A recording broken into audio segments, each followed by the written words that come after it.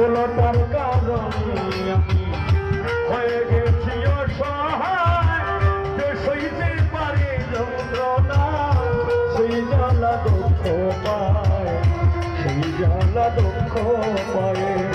শত কষ্ট বুকের মাঝে চাবি দিয়ে কি রাখা যায়?